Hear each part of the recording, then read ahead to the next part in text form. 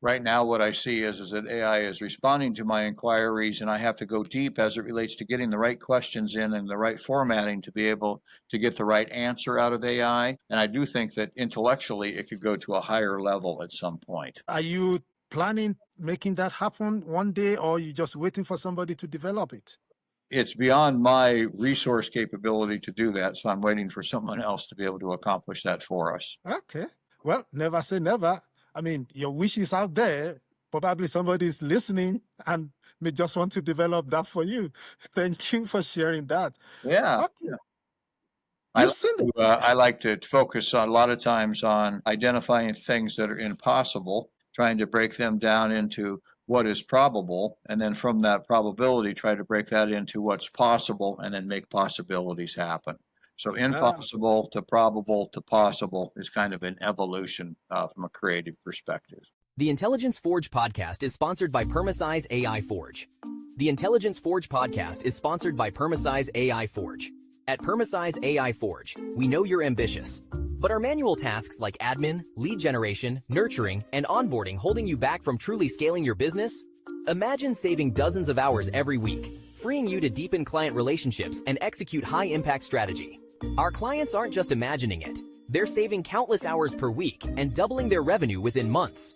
We custom build AI automation systems that eliminate the grind.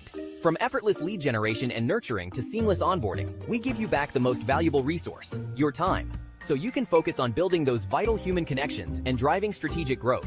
Stop letting repetitive tasks limit your potential. It's time to build a business that works for you, not the other way around. Ready to unlock your true scaling power? Visit PermasizeAIForge.com and book your free AI audit call today to discover how you can save time and double your revenue. And don't forget to like and subscribe to the Intelligence Forge YouTube channel and hit that notification bell so you never miss a new episode. from Hasbro to GenAI, navigating innovation in gaming and entertainment. Welcome to today's podcast, The Intelligence Forge. Tom, you're welcome and thanks for coming. I see you've got an incredible background, and I want you to just introduce yourself to our audience, your company, what you do, and what your day-to-day work looks like. Thanks for. Sure. Well, thank you, Emmanuel. I really appreciate the opportunity today. Just by way of background, I'm Tom Dusenberry, and I've been in the game business my entire career. And there's really three parts to my career. The first is when I worked at Parker Brother Games, where I really focused on brands, and I had an opportunity to work with great brands such as Monopoly, Trivial Pursuit, Nerf, and even Star Wars. And then the second part of my career was a huge opportunity where I was able to be the lead executive for Hasbro and to be able to go out and buy great companies such as Atari, Avalon Hill, Spectrum Holobyte, Microprose, and most importantly, we bought Wizards of the Coast, which was the number one acquisition of all time in the toy and game industry. And that led to the third part of my career, and that was to really focus on innovation and creativity and market building. And so for the last 20 years, I've been working at Dusenberry Entertainment, where I'm a consultant, I'm a board advisor, and I also collaborate with other inventors and creators to bring new products to the marketplace. So that's a real quick summary of, my background and where I've been from a games perspective. Wow, that's fascinating. Thanks for sharing. You mentioned a couple of companies you work with, but I believe there will be one particular project that actually stood out for you. If you want to share with us, what is that project that you can tell yourself, oh, this project, if I have to do it again, I will do it 10 times? Probably the most successful game that we ever did was called Roller Coaster Tycoon, and it was very, very innovative from a point of view that it didn't have a brand and it was original, and so we needed to not only have a great game, but we had to find a great audience to be able to go with it. And what was great about Roller Coaster Tycoon was the fact that it was a resource management game, so it was popular from a very wide variety of different consumers. And what we found was that it was also something that was very advertising sensitive. So if we were able to provide advertising, it really attracted the audience and they were going out to be able to purchase it. And the result of that was fantastic because Roller Coaster Tycoon turned out to be the number one PC game for 2 years in a row. Okay, that's interesting. Well, I guess I will try to lay my hand on that game just to see. Maybe you point me in the right direction how to get it. Great game. It's been around for a long time and it's really popular. Okay. All right. Thanks for sharing that. Speaking about where the industry is heading to, it's very fascinating how you have positioned yourself within the industry. Is there a particular tool that, are you using in fulfilling your role, fulfilling your job that you can share with us today? Probably an AI tool, something. I know you also mentioned about Gen AI, robotic, AR, in your work, but there must be a specific AI tool that you're using that you want to share with us today. Yeah, I definitely use technology as much as possible, both for consumer experiences from a gameplay point of view, but also for my own business.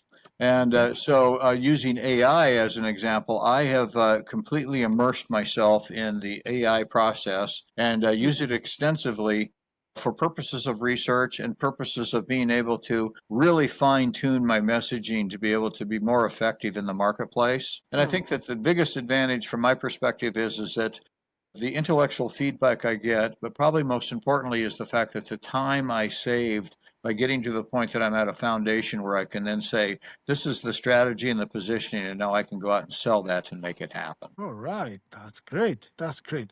Let's flip the coin. Everyone gets to answer this magic wand question. So it's your turn. If you had a magic wand today and there is a specific AI tool that you want to see for some specific reason to do some specific things, what will that tool be? And what will the result be for you? I think that the one tool that would be beneficial from my point of view is that the AI had the ability to interpret what I was trying to accomplish and to anticipate ahead of time what I might need, and then to be able to provide that as a recommendation to me. Right now, what I see is that AI is responding to my inquiries, and I have to go deep as it relates to getting the right questions in and the right formatting to be able to get the right answer out of AI. And I do think that intellectually it could go to a higher level at some point. Are you planning making that happen one day, or are you just waiting for somebody to develop it? It's beyond my resource capability to do that, so I'm waiting for someone else to be able to accomplish that for us. Okay. Well, never say never. I mean, your wish is out there. Probably somebody is listening and may just want to develop that for you. Thank you for sharing that. Yeah. Okay. I You've like seen the I like to focus on, a lot of times, on identifying things that are impossible, trying to break them down into what is probable, and then from that probability, try to break that into what's possible, and then make possibilities happen. So impossible to probable to possible is kind of an evolution from a creative perspective. You've seen the gaming industry evolve from time to time, especially at Hasbro, Parker Brothers. But now, working with drone, soccer, interactive fitness, how do you see Gen AI and robotics fundamentally changing how we think about gaming experiences? Well, I think that the area that you're talking about is called hybrid entertainment. And what that does is it brings together physical product and digital product into one experience. And so, what's really central to that is AI from a point of view of being able to interpret both sides and being able to have things go forward. So, to me, there has to be a lot of AI language in both the physical product that's receiving, what the prompts are, but there also has to be flexibility from the human to be able to make adjustments to be able to make the experience, as high as possible. Great experience. Can you walk us through some specific example of how you've integrated these emerging technologies into a project? Maybe something that initially seems impossible, but finally you find a way around it. Well, I mean, I think that, like, for me, what I try to do is that I try to find immersive experiences that create both physical experience but also digital experience. So Okay. for me, what I try to do is I try to create this one-on-one experience where the consumer is experiencing the digital thing through their app or through their phone, but then there's this physical experience that is being able to make some type of heightened experience happen, and that goes to the third dimension, and that is bringing together the digital and the physical. All of a sudden, creates a new entire experience for the consumer. It's all about combining both ideas together. Wow, that's great. But in your experience, in many years of you in the gaming industry, have you encountered some challenges, some resistance from some of these other companies or maybe partners who are resisting this new technology? And how have you been able to convince them to ditch the traditional gaming experience into these newer technologies? Yeah, I think that I live that experience every day because whenever you're an innovator or creator, everybody starts it, they don't like it, right? And so what you need to do is you need to be able to work on it and you need to be able to accept feedback and you need to get to the point that there's now something that someone can experience. And if they can experience that, then the question is that what's the consumer and what's the market benefit? And once they get that, all of a sudden now they've turned the corner and they've said, okay, this is something that could be a good application and be a good product in the marketplace. But if you see any of them resisting, what do you typically do? Maybe give us some practical example of how you've dealt with that kind of resistance. I think that a lot of times when I introduce something, the resistance is that they just don't think it's practical and they don't think it'll work. And so a lot of times what I do is that I try to provide enough information to get them to the point that they are inspired to come up with the idea that I gave them and they think it's their own idea. And once you do that, all of a sudden they start to claim ownership of what that idea is, and then they'll be able to go forward with it and they can express it to other people. And to me, that's where the spark and where the idea really has to happen. And it's really hard for a creator and an innovator to accept the fact that what you're trying to do is not getting through, but if you get the information to the person, it will go through, and all of a sudden it's their idea. Let them run with that idea because of the fact that that'll then be able to get more people involved and you'll be able to ultimately find success. Fascinating. But have you seen anyone at the end of the day, regardless of what you did, they still did not come on board? Often, many times. And the role of the inventor, particularly in the toy and the game industry, is that you have to have tough skin and you have to be able to accept rejection. And there are many stories where, a product has been rejected 20, 30, 40 times, and sometimes 3 or 4 times by the same company before they see the light and see the market opportunity to be able to bring it to the marketplace. Thanks for sharing that. Let's look at one interesting topic on how companies scale and adapt to this new technology shift. How is this rapid pace of technology innovation affecting the ability to serve your client? Or maybe not you specifically, but maybe some companies out there. How do you think this rapid change affect how they serve their client? Especially you can give us an example in your own case. And are you also finding that companies are struggling to keep to pace? Have you seen that, or you think everybody's just jumping into that bandwagon? They jump into that train no matter how fast the train is moving, they just jump on it and they were able to cope. What are you seeing out there? So I think that to me, what you're talking about from a technology point of view is that things are very, very fluid, meaning that they change rapidly and they improve rapidly. And so to me, there's the bleeding edge, and that's where you're trying to make something happen, right? And then there's the leading edge, and that's where something's happened and you're ready to experiment and you're ready to accept it. And then there's kind of like mass market acceptance. And I think that in today's world, a lot of things get killed in the bleeding edge part because they just don't make it. But if you get to leading edge, that's where the opportunity is for things to be able to grow and to be able to explode. So, I look at things such as QR codes or RFID that at one stage was on the bleeding edge and then became leading edge and now is very common today to be used in different technology applications. Yeah, I can imagine some decision maker may argue, if I implement this new solution now, 1 year down the line, 18 months, something new will come. I have to pay again. I mean, from my own experience, I think I've implemented SAP for many years. And I tell you, when there's an upgrade, some company will tell us, no, we don't want to do that now. We don't want to do that now. And the reason is because they know in 2 years' time there's going to be another update. So they just want to go straight to that. What have you seen in situations like this, whereby this is just the only reason why some people resist to go along with a change? Probably wait some time. I mean, we look at AI specifically. The reason why a lot of people have not actually adopted AI is because they feel like, well, it's not going to last. Probably after some time, it's going to go away. Something new will come. But lo and behold, many years down the line, AI is waxing stronger. What have you seen in this area? So I think that, as a business person, you want your business to always have the best information to be able to make the best decisions. And in today's world, things are rapidly changing because of data mining and because of changes in how things are reported.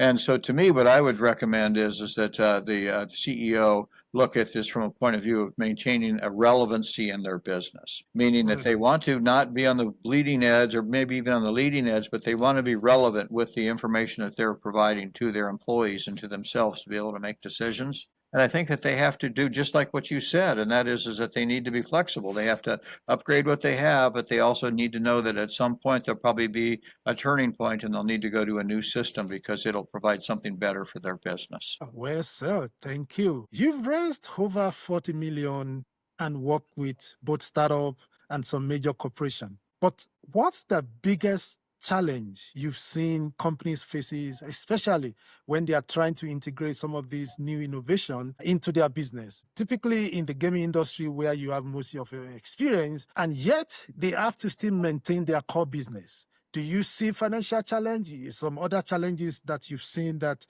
some of these companies faces? I think that a lot of companies have the right intent to be able to do things, but they don't have the right plan to be able to execute properly. And more times than not, what I find is that there's not enough resource allocation towards whatever the new implementation is to be able to deploy it properly. And what that does in return is that it gives you lengthy delays and it's like a restart type situation. My advice when I'm sitting down with other CEOs and we're talking about implementing new type of initiatives and new types of system is make sure that we have the right resources internally to be able to implement this properly. And I guess there will be some different kind of challenges they may be having, be it technological issue, talent issue, something else entirely. I mean, can you give us an example from what you've seen, some of these challenges, like practically? Yeah, so one example from a big company point of view is that when we were at Hasbro, we were implementing the new SAP system, and